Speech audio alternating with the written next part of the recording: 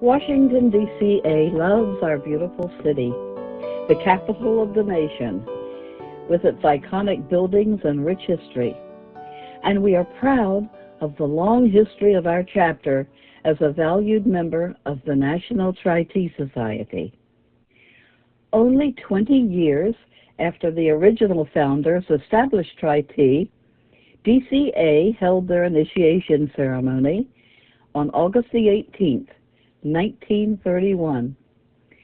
Nell Anderson was a Tri-T member who had recently moved to Washington.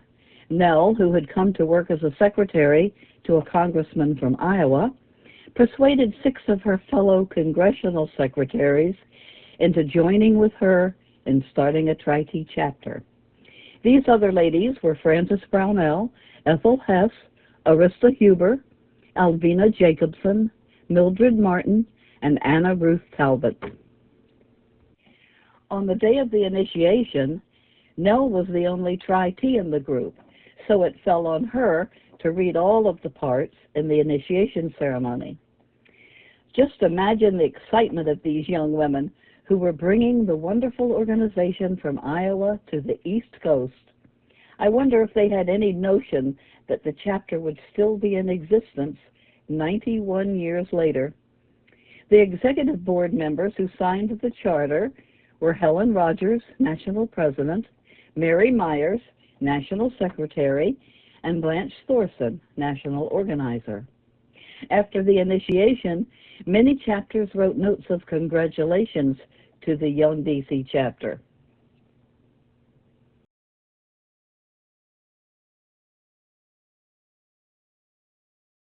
Nell's dear friend, Helen Rogers, corresponded regularly in preparation for the initiation of the new chapter.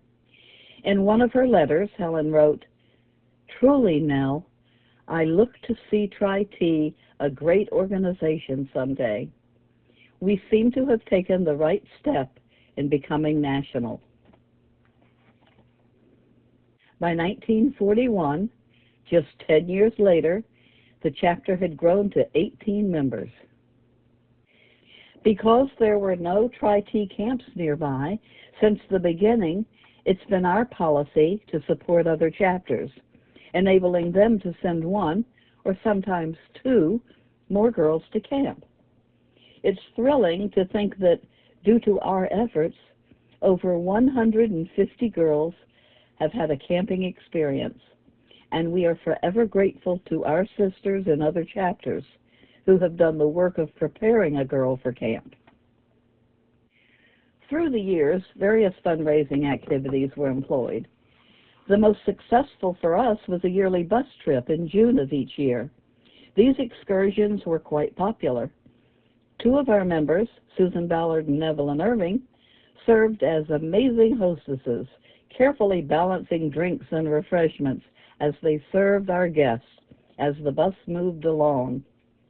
Our guests loved these perks. However, after 9/11, people were reluctant to travel, so this activity was no longer viable. At that time, our members decided to hold a busless bus trip each June. Each member contributes what she would have spent on tickets, refreshments, and prizes, and we donate that much to the Treasury. This enables us to keep going as a contributing chapter to the mission of the National Society. Today's chapter has 12 members. 3 of our members have been Tri-Ts for over 40 years. 2 have been members for over 30 years, and 2 of our members are 25-year-plus members.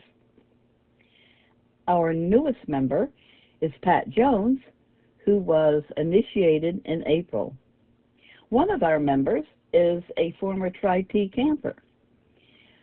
Nancy is going to tell you a little bit about her experiences. Hi, my name is Nancy Nguyen, and I'm a member of the Washington, D.C. Tri-T group.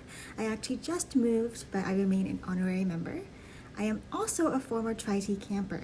When I was in 7th grade in Des Moines, Iowa, from May Goodwill Middle School, I was selected to go to Y Camp with Tri-T. I remember going to pick out my clothes. I remember putting together our camp supplies. And that year was also the international year of the Tri-T camp. It remains one of my most memorable moments of my childhood. I distinctly remember my camp counselor was from Kazakhstan. So a lot of the camp counselors were international that year. I remember the Christmas cookies that the Des Moines Tri-T group would bake and bring to my house every year. And I also took advantage of the scholarship availability. So when I went to get my undergrad at Occidental College in Los Angeles, and then when I got my master's degree in Washington, D.C. with George Mason University, I utilized the scholarship funds. And so Tri-T has been very impactful in my life. Obviously, I've stayed involved. So I am very appreciative of the work that Tri-T does. I'd like to add that this dynamic young woman served as our president. In the early years of our chapter, all of the members lived within the city limits of Washington. However, now we are scattered around the Beltway, as you can see on this map.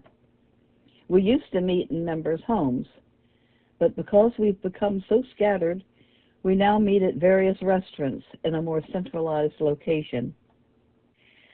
So we in DCA are honored to have upheld our promise made to the National Society so many years ago. And we know that we have played a part in fulfilling Helen Rogers' dream that Tri-T should someday be a truly great organization.